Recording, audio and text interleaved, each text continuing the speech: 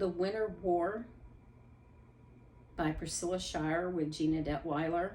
Chapter 34, Sibylla.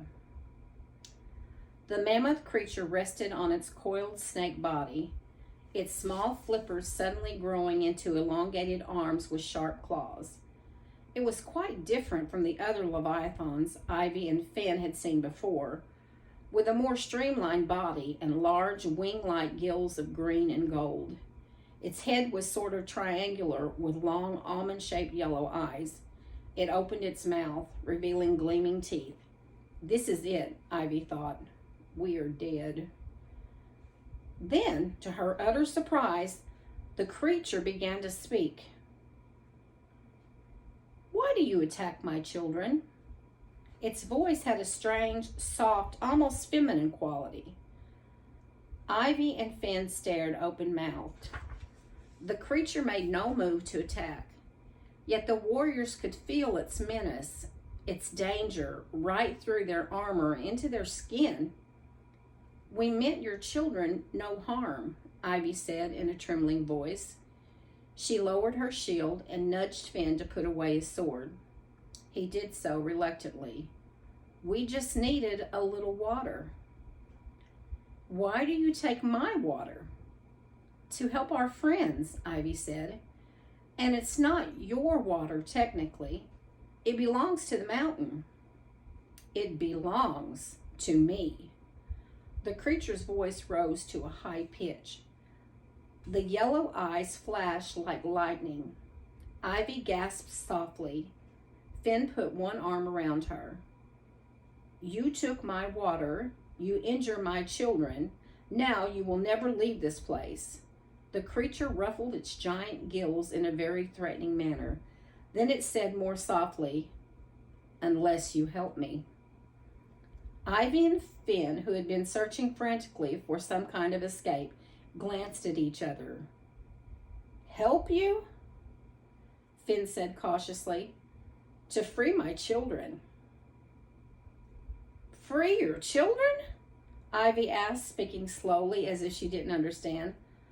My children and I once roamed a wide, beautiful sea, filled with fishes, with mighty waves. But Ponyrose caught us in his nets with promises of an even wider, more beautiful sea. Then he brought us to this place, a tiny pool under the mountain. My children are all crammed together, unable to play as they used to. They long to go back to the sea, but I cannot find the way. The creature's voice had become almost forlorn. Ponyrose says he will keep his promise once this war is won, but I don't believe him anymore. He is a liar. That is true, said Ivy. She suddenly began to feel sorry for this creature. What's your name? Finn nudged her nervously. She ignored him. Sibylla, said the creature. Sibylla, repeated Ivy. The name sounded familiar. Well, I'm sorry about what happened to you and your children. We can help you find your way to the sea, but with this little pot of water, she pointed to the pot floating a few feet from her, we will be able to destroy Ponyrose's fortress. Maybe then you will be free again and you can find your way home. Don't tell her that, whispered Finn.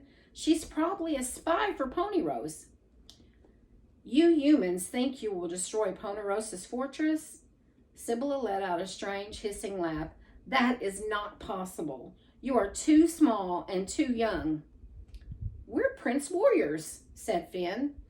The name had a strange effect on Sibylla. She drew back, her eyes closing as if she had been hit by a sudden gust of wind. No, you are much too young and weak to be Prince Warriors, she whispered. We are not, said Ivy, drawing herself up to be as tall as she possibly could. Let us take our pots of water and go, and we will prove it to you. Or you can keep us here forever, and you will be here forever too, you and your children. Sibylla seemed to think about this for a long time. Then she slowly uncoiled her snake tail and slithered toward them. Ivy and Finn froze, pressing together slightly. Ivy's heartbeat slowed to a dull thud. She could feel the giant creature's rancid breath on her own skin.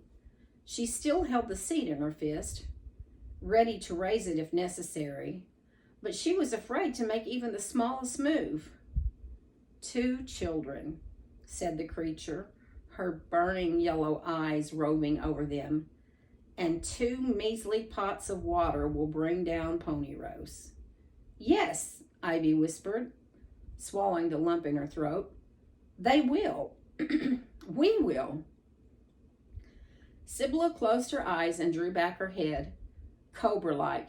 Then she reached out with one graceful arm and plucked the pot from the water. She held it up a moment, examining it. Then she dropped it in Ivy's hand. Thank you, Ivy murmured, her fingers closing around the pot. Thank you, Sibylla. Sibylla regarded Ivy a long moment and tilted her head ever so slightly, as if she were trying to understand something. Then she rose up, her body unfurling, and flung herself head first back into the pool again. The water went still.